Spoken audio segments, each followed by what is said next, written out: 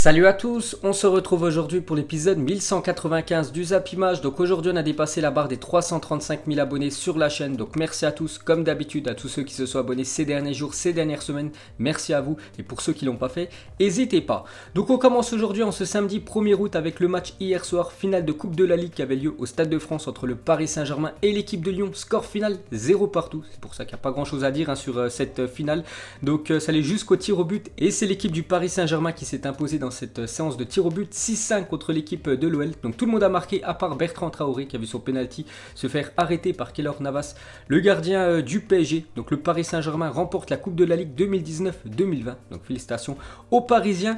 Donc quelques photos de la joie des joueurs du PSG bien sûr après ce nouveau trophée, cette nouvelle Coupe nationale. La semaine dernière c'était la Coupe de France, hier c'est la Coupe de la Ligue. Donc quelques photos, on peut voir que tout le monde bien sûr est heureux, on peut voir la joie de Neymar, on peut voir aussi Neymar avec Kylian Mbappé bien sûr qui était absent hier. Ensuite on peut voir quand même que c'est la 9e fois que le Paris Saint-Germain remporte cette Coupe de la Ligue, la 9e et dernière Coupe de la Ligue pour le Paris Saint-Germain, parce que la Coupe de la Ligue on va en parler après, c'était la dernière édition cette année. Donc les 10 derniers vainqueurs de la Coupe de la Ligue, donc depuis 2010 jusqu'à 2020 on peut voir les derniers vainqueurs, on peut voir que le Paris Saint-Germain sur les 10 dernières années a quand même remporté 6 fois cette Coupe de la Ligue, donc 9 fois en tout et 6 fois sur ces 10 dernières années. Donc l'année dernière n'oubliez pas que c'était Strasbourg qui a gagné cette Coupe nationale. Ensuite pour continuer avec le PSG remporte la dernière Coupe de la Ligue de l'histoire. Celle-ci aura existé pendant 26 ans parce qu'on avait parlé il y a quelques mois en fait que l'année prochaine les gars elle était supprimée cette Coupe de la Ligue, il n'y aura plus qu'une Coupe nationale, ça sera bien sûr la Coupe de France. Donc le palmarès de la Coupe de la Ligue, on peut voir tous les vainqueurs depuis 1995 jusqu'à cette année 2020. Donc l'équipe qui a le plus de fois remporté ce trophée ça reste quand même le Paris Saint-Germain avec 9 fois. Donc en 1995 le Paris Saint-Germain remporte la première Coupe de la Ligue de l'histoire et en 2020 le PSG remporte la dernière Coupe de la Ligue de l'histoire. Donc la boucle est bouclée. Ensuite pour continuer avec le PSG, donc le PSG signe un quadruplé cette saison, donc trophée des champions, Ligue 1, Coupe de France, Coupe de la Ligue, donc toutes les compétitions, ils étaient engagés, ils ont à chaque fois gagné cette compétition, il ne reste plus qu'une bien sûr, pourquoi pas le quintuplé, il reste la Ligue des champions, donc là ce serait quand même énorme qui remporte cette LDC cette saison, donc on verra ce que ça va donner dans quelques jours. Ensuite on va parler de Marco Verratti qui a été élu homme du match et c'est amplement mérité, il nous a fait un gros match, le milieu italien, de grosses prestations de l'italien hier soir, n'oubliez pas que la semaine dernière contre Saint-Etienne, il était sur le banc et hier il était titulaire. Il nous a fait un gros match en espérant bien sûr le voir titulaire contre cette équipe de Bergame dans quelques jours. Ensuite jeter un petit coup d'œil à la une journal équipe aujourd'hui. Donc on peut voir la joie des joueurs du Paris Saint-Germain. Il s'est marqué en titre champion de la Ligue bien sûr par rapport à la victoire hier en finale de Coupe de la Ligue. On peut voir aussi dans ce journal l'équipe les notes du match hier. On commence déjà côté Paris Saint-Germain. Donc il y a 3 joueurs qui ont obtenu la plus grosse note. Donc c'est une note de 7. Keylor Navas, Verratti et Neymar. Donc moi le Brésilien j'aurais donné seulement 5 parce que il n'a pas fait un énorme match non plus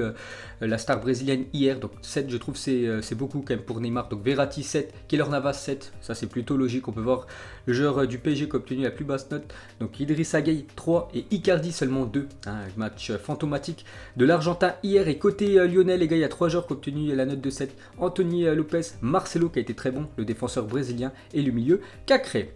Ensuite on revient sur l'attaquant argentin Icardi qui a touché seulement 9 ballons hier soir face à l'équipe de Lyon, donc match très compliqué pour l'ancien joueur de l'Inter Milan, donc seulement 9 ballons, c'est pour ça qu'il a obtenu seulement une note de 2, puis même on sentait qu'il était physiquement pas du tout prêt, Icardi, en espérant qu'il lève un petit peu son niveau pour le match contre Bergame dans quelques jours. On continue avec lui, donc Kurzawa s'est fait poser une poche de glace sous sa cuisse à sa sortie et Icardi s'est également fait strapper. Espérons pour les Parisiens que ce ne soit pas trop grave bien sûr, parce qu'on sait qu'il y a beaucoup de blessures actuellement côté Paris Saint-Germain. Je pense à Bernat, je pense à Kylian Mbappé aussi, et hier Kurzawa, Icardi et aussi Thiago Silva qui a été strappé. Donc n'oubliez pas que dans quelques jours les gars il y a ce match contre Bergame en espérant que tout le monde revienne en forme. Ensuite les gars on va parler de Marco Verratti et Thiago Silva sont devenus les plus grands champions de l'histoire de la Coupe de la Ligue française avec 6 titres. Donc 2014, 2015, 2016, 2017, 2018 et 2020 pour ces deux joueurs du Paris Saint-Germain. Ils sont déjà au club depuis pas mal d'années, donc félicitations à ces deux-là. Ensuite cette fois-ci on va parler de l'entraîneur du Paris Saint-Germain qui sort de ses gonds face aux critiques sur son Paris Saint-Germain. Donc il s'est énervé en conférence de presse d'après-match hier.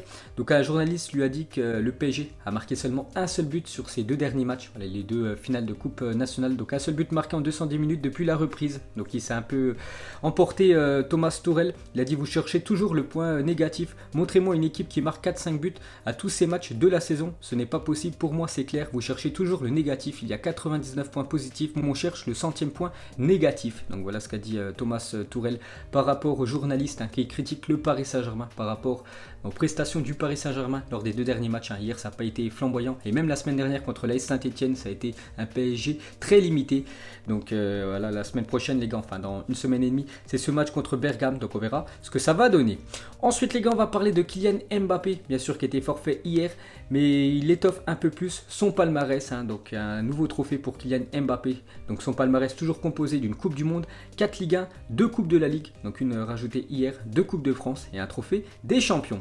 Ensuite, pour continuer avec Kylian Mbappé, donc le PSG peut-il sortir l'Atalanta Bergame en Ligue des Champions sans cet homme? C'est vrai qu'hier, il a beaucoup manqué quand même Kylian Mbappé. Tu sentais que le Paris Saint-Germain avait besoin de profondeur.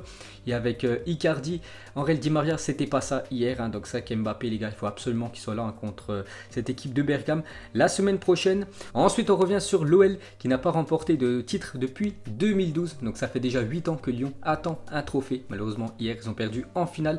C'est vrai que ça change de l'habitude des Lyonnais, surtout dans les années 2000. Ils enchaînaient trophée sur trophée, Ligue 1 sur Ligue 1. Et depuis 8 ans, c'est la disette pour ce club de Lyon. Ensuite, pour continuer avec eux, donc après 23 saisons consécutives à participer à une Coupe d'Europe, l'OL ne sera pas européen la saison prochaine, à part bien sûr s'il remporte la Ligue des Champions. Donc il n'y a quasiment aucune chance que Lyon remporte la Ligue des Champions. Ce serait incroyable quand même qu'ils arrivent à faire cet exploit. Donc en gros, après 23 saisons, donc l'année prochaine, il n'y aura aucune Coupe d'Europe comme ça pour se concentrer à 100% sur le championnat, essayer de terminer dans les premières positions du classement de Ligue 1 et pour pouvoir jouer, pourquoi pas, la future Coupe d'Europe, mais lors de la saison 2021-2022. Ensuite, du coup, c'est officiel, Reims jouera les tours préliminaires de l'Europa League, donc le deuxième tour préliminaire, parce que Reims était pour le Paris Saint-Germain, parce que si le PSG s'imposait hier contre Lyon, Reims allait en Europa League, et si c'était Lyon, Lyon allait en Europa League. Donc du coup, Reims, les gars, retrouve l'Europe, donc c'est la première fois depuis 1962-1963, donc félicitations à cette équipe de Reims. Et pour finir, du coup, on va faire le bilan, les gars, pour ce football français, voilà, parce que c'est fini, les gars, toutes les coupes nationales sont finies, et aussi le championnat est clôturé depuis pas mal de temps, donc félicitations à Reims qui jouera les tours préliminaires de l'Europa League grâce à la victoire du PSG en finale de Coupe de la Ligue. Donc du coup, le PSG et l'Olympique de Marseille en Ligue des Champions, Rennes en LDC barrage, donc Lille et Nice directement en Europa League, et l'équipe de Reims donc jouera les barrages de l'Europa League. Donc voilà les équipes européennes pour la prochaine saison. Ensuite, cette fois-ci, on va parler du match amical hier entre le Bayern Munich et l'équipe de Marseille. Score final 1-0 pour le Bayern, un but de Serge Gnabry en première mi-temps. Plus j'ai regardé juste la première mi-temps. Après, il y avait une sacrée différence de niveau. Le Bayern, pour moi, actuellement la meilleure équipe de la planète devant cette équipe de Marseille, bien sûr, qui prépare sa future saison en Coupe d'Europe. Donc le Bayern s'impose peut-être, on va dire, seulement 1-0, mais le Bayern a vraiment largement dominé cette équipe de l'OM hier. Ensuite, cette fois-ci, on va parler d'un transfert officiel que je vous parle depuis pas mal de temps. C'était des rumeurs sur rumeurs. Cette fois-ci, c'est officiel. C'est le Nigérian de l'équipe de Lille, Victor Osimhen, qui quitte la Ligue 1 et qui rejoint la Serie A. Donc il va du côté de Naples. Donc selon l'équipe, Naples va payer 81,3 millions d'euros. Donc bonus inclus pour Victor Osimhen. Énorme vente pour Lille. Énorme, les gars. Plus de 80 millions d'euros. Donc 4 à 4,5 millions d'euros de salaire pour le joueur déjà. 5 ans de contrat. 71 millions de transferts plus 10 millions d'euros de bonus. Donc énorme coup réalisé quand même par cette équipe de Lille. N'oubliez pas que Lille l'avait acheté à Charleroi. C'était l'été dernier, je crois aux alentours des 10 millions d'euros. Et il part pour 80 millions d'euros. Donc c'est énorme. Le jackpot pour cette équipe de Lille. On peut voir qu'il fait la une du journal Carrière d'Hello Sport où c'est marqué bien sûr Osimhen 80 millions d'euros. Donc énorme coup pour cette équipe du LOSC. Ensuite, pour continuer avec Naples et Lille, donc 4 joueurs de Naples vont être transférés au LOSC. Les nordistes devraient dépenser environ 20 millions d'euros. Donc ça devrait un petit peu réduire le prix de Victor Osimhen. Donc les joueurs concernés: Karnesis, le gardien 35 ans, Manzi 20 ans, Palmieri 20 ans et lui Gori 22 ans. Donc 4 joueurs que je connais pas trop tout simplement. Donc ces 4 joueurs là devraient arriver du côté de Lille dans les futurs jours. Ensuite, pour continuer avec le LOSC, qui est vraiment actif sur le mercato, a reçu 3 offres de 30 millions d'euros, bonus compris pour Gabriel. Les clubs concernés sont déjà Naples. N'oubliez pas que Naples voulait faire un pack. Donc c'était Osimhen et Gabriel. Donc c'est toujours sur le défenseur brésilien. Et aussi Manchester United et Everton qu'on a vu sur le défenseur de Lille. Et pour finir avec cette équipe de Lille, donc l'international turc Burak Yilmaz, 35 ans, va passer sa visite médicale avec Lille. Aujourd'hui, l'officialisation de son arrivée serait très proche pour l'ancien attaquant de l'équipe du Beşiktaş qui devrait signer aujourd'hui du côté du LOSC. Ensuite, cette fois-ci, c'est l'équipe de Liverpool qui dévoile son maillot domicile pour la saison prochaine. Un maillot que j'ai déjà présenté il y a quelques jours, c'était simplement une rumeur. Mais depuis ce matin, les gars, c'est officiel, ça sera ça, le futur maillot de l'équipe de Liverpool pour la prochaine saison. On peut voir qu'ils changent d'équipementier, bien sûr. C'est plus New Balance, c'est Nike maintenant qui sponsorise Liverpool. Ensuite, cette fois-ci, regardez les maillots de Arsenal, de Tierney et Martinez, donc le gardien, donc le maillot rouge bien sûr, le maillot des joueurs de champ, et le maillot noir c'est le maillot de gardien pour la finale de FA Cup qui aura lieu ce soir à 18h30 entre l'équipe de Arsenal et l'équipe de Chelsea. On peut voir le flocage plutôt surprenant de Tierney les gars, un flocage en mode gothique. Ensuite, on continue avec l'équipe de Arsenal. Mikel Arteta expliquait en conférence de presse hier soir qu'une victoire en finale de FA Cup, donc aujourd'hui, pourrait influencer Aubameyang dans son choix de rester ou non à Arsenal. Donc on verra déjà ce que ça va donner, le résultat bien sûr de ce match. Et on verra bien sûr si Aubameyang va continuer ou non avec cette équipe des Gunners. Il va falloir absolument augmenter son salaire, bien sûr, si ils veulent que le Gabonais prolonge avec cette équipe anglaise.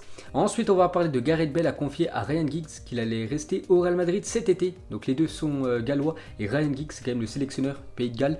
Donc Gareth Bale aurait informé le sélectionneur du Pays de Galles, Ryan Giggs, qu'il allait rester au Real Madrid la saison prochaine, même si le peu de temps de jeu qui lui sera accordé pourrait avoir un impact sur sa présence ou non lors de l'Euro. Parce que bien sûr les joueurs qui vont disputer l'Euro 2021, il faut bien sûr qu'ils jouent un peu en club. On sait que Gareth Bale qui a très peu joué cette saison, donc l'année prochaine, lui veut rester du côté du Real, donc il va encore squatter le banc. Donc il dit en gros, même s'il joue pas l'Euro, c'est pas grave, il veut rester du côté du Real Madrid, bien sûr toucher son argent, donc il va rester sûr à 100% du côté de l'Espagne, Gareth Bale. Ensuite, on va parler de Cristiano Ronaldo, envoyé sur le banc pour la dernière de la Juventus. Donc ce soir, Juventus contre l'AS Roma, dernière journée du championnat italien. Et Sarri a annoncé qu'il réfléchissait très sérieusement à faire jouer des U23 lors du dernier match de Serie A face à l'AS Roma afin de faire reposer son effectif avant le match de Ligue des Champions face à Lyon la semaine prochaine. Donc il y aura pas mal de U23 et aussi normalement des joueurs remplaçants qui seront titulaires ce soir contre cette équipe de Rome. Donc tous les joueurs cadres, donc par exemple comme je sais pas Cristiano Ronaldo, Dybala ou même Chiellini, les gars, ils seront tous au repos ce soir. Et pour finir avec la Juventus, on va parler de Dybala qui a été élu joueur de Serie A du mois de juillet. Donc moi je l'aurais donné quand même au milieu milanais Hakan Çalhanoğlu qui a été énorme lors de ses derniers matchs avec l'équipe de l'AC Milan. Beaucoup de fois buteur, beaucoup de fois passeur décisif et du coup c'est Dybala qui remporte ce trophée. Ensuite J-6 avant le retour de la Ligue des Champions, ça sera vendredi prochain. Il y aura l'équipe de la Juventus qui recevra l'équipe de Lyon et aussi Manchester City qui recevra l'équipe du Real Madrid vendredi prochain. Ça s'annonce très lourd. On va parler les gars de Josip Ilicic sera absent lors du quart de finale de Ligue des Champions face au Paris Saint-Germain. L'attaquant est rentré chez lui en Slovénie en raison d'un problème personnel d'après Di Marzio. Donc c'est un journaliste italien. Donc Ilicic les gars c'est quasiment sûr à 100%. Donc il va louper ce match décisif pour la suite de la Ligue des Champions contre le Paris Saint-Germain dans quelques jours.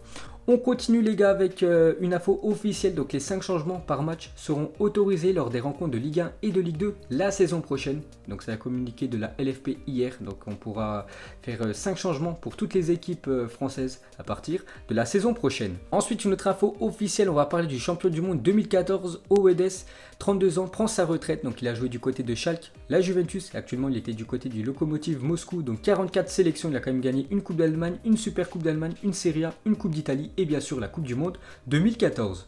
Et pour finir ce Zap Image, donc mettez-moi un prono en commentaire les gars par rapport à cette finale de FA Cup qui a lieu tout à l'heure à 18h30 entre l'équipe de Arsenal et l'équipe de Chelsea. Donc moi je vais partir sur une victoire de Chelsea, je vais dire 3-1 contre cette équipe des Gunners. Donc voilà les gars la fin de ce Zap Image 1195. Donc si ça vous a plu, un petit like et je vous ferai l'épisode 1196 demain. Donc moi je vous laisse et je vous dis à la prochaine comme d'habitude. Ciao à tous.